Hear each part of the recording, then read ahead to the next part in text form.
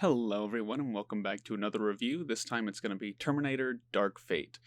Terminator Dark Fate is going to be the sixth installment of the Terminator franchise, the ever expanding franchise, and it stars Linda Hamilton, Mackenzie Davis, Natalie Reyes, Gabriel Luna, and of course Arnold Schwarzenegger. So, guys, if you've seen a Terminator movie, then you've seen this movie. Basically, a Terminator is sent from the past to kill a certain person, and then the Resistance sends a person of theirs back, or a Terminator back, to protect them. This time, though, Grace, who is an augmented cybernetic human, is sent back to protect Danny Reyes, who has some part in building up the Resistance. So this is basically just another example of how the Terminator series timeline makes absolutely no sense. I'm going to go ahead and say something that people might not agree with, but I liked Terminator Genesis that came out a couple of years ago, and it was radically different for the timeline. But this one, it seems to be that all of the new Terminators that come out basically just ignore everything that comes out past Terminator 2, and it's like, okay, this is the new fresh start of the timeline. So I don't know. I'm getting a little old of that. It's getting kind of annoying, but that being said, this still works out for it. I think that this is a pretty good film. I think it's probably better than Terminator Genesis. I know that a lot of people are going to say that that's not, that big of an achievement, but I did enjoy that movie.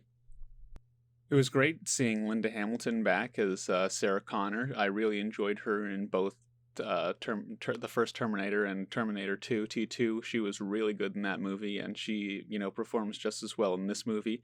You really get to see her character. She's a bit jaded after some events that happen earlier in the movie. I won't spoil anything until a little bit later, but I mean, there's not really much else to say about this without diving into spoiler territory, because it's by all means the same thing that we've seen four other times before, because Salvation wasn't really like that at all. But basically, yeah, it's basically just the same thing that we've seen before, just different different fight scenes and everything. There is one thing that I wish they would have done, though. I wish that they wouldn't have revealed that Arnold was in the movie, because it was like it was supposed to be some big reveal, but it, obviously falls flat because we saw him in the trailer. If you watch the trailer, I mean, he's all over the marketing anyway. There wasn't any way of getting into this movie without knowing that he was going to be in the movie. And I feel like that's one of the biggest problems with the Terminator franchise, is that they kind of just absolutely ruined the movie in suspense and tension with their trailers and advertising. They did it with Genesis when they revealed that John Connor was actually Skynet or whatever it was back in that movie, and they did it in this one whenever they reveal that Arnold is in the movie. I mean, I guess that's a way to get people into seats, is to show that Arnold's going to be in it. And it wasn't, that hefty of a reveal. I feel like if you wouldn't have known, it would have been a nice, kind of touch, a nice revelation, if you would. But unfortunately, we're robbed of that because of all of the marketing and everything.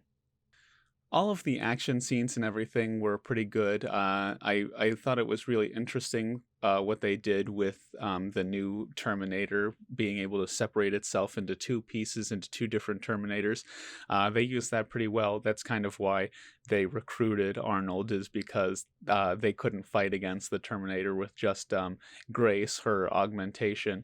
It was pretty unique. You don't really see anything like that before.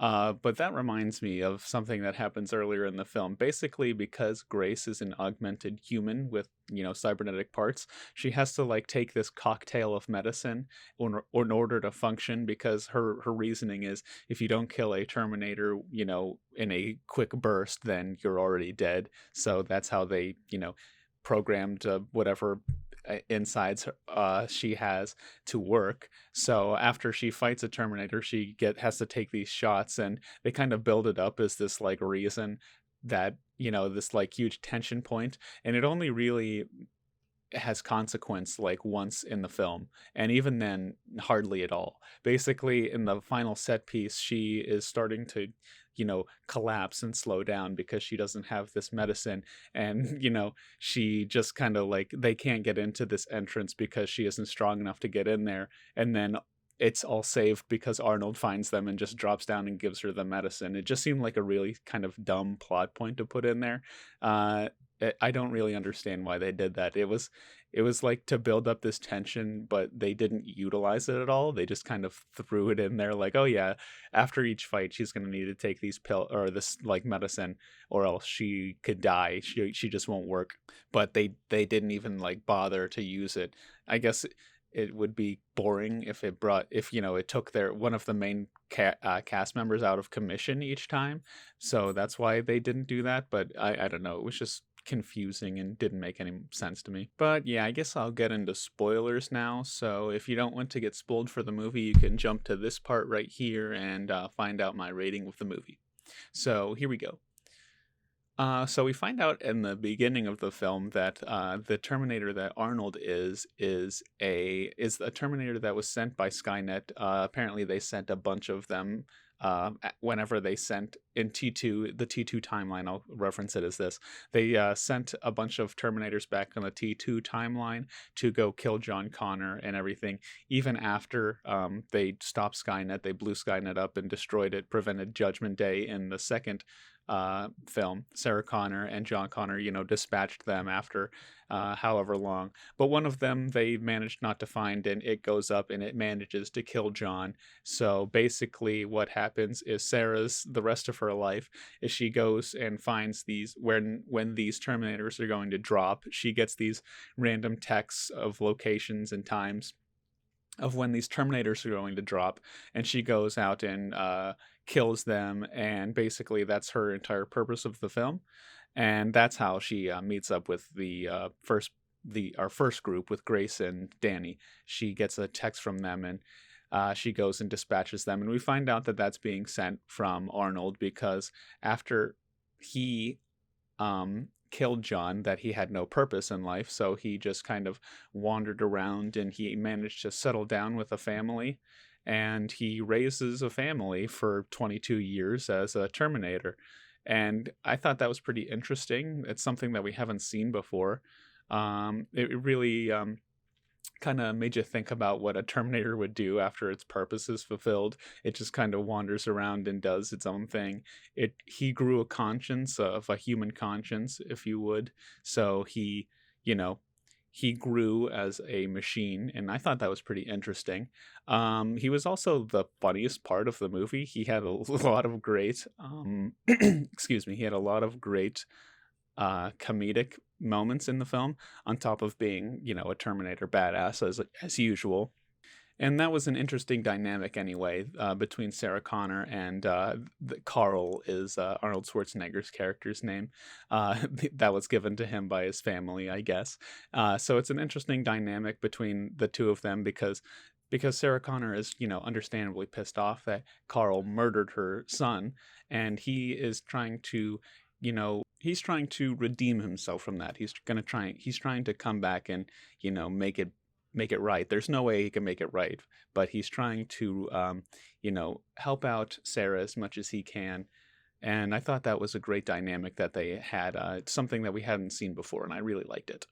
But because in Terminator 2, Sarah, John, and the T-800 destroyed Skynet, it just turns out that the military makes another, artificial intelligence war machine named Legion that eventually takes over the world, which I think that's kind of tired.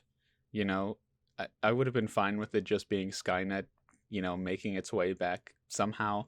I just think it's kind of dumb that they would make a second AI like that. It's just like a reason to have the movie, just have this extra AI, whatever. I just didn't get that part.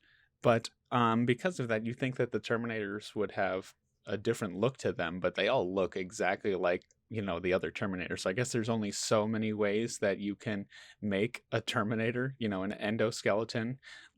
I thought that it would just be interesting to have a different look of a Terminator, the Rev 9 they call it. My only complaints would be that in the final action set piece, it's a little hard to tell what's going on. It's in the airplane, as we saw in the trailer, and it just kind of is bouncing around all the time.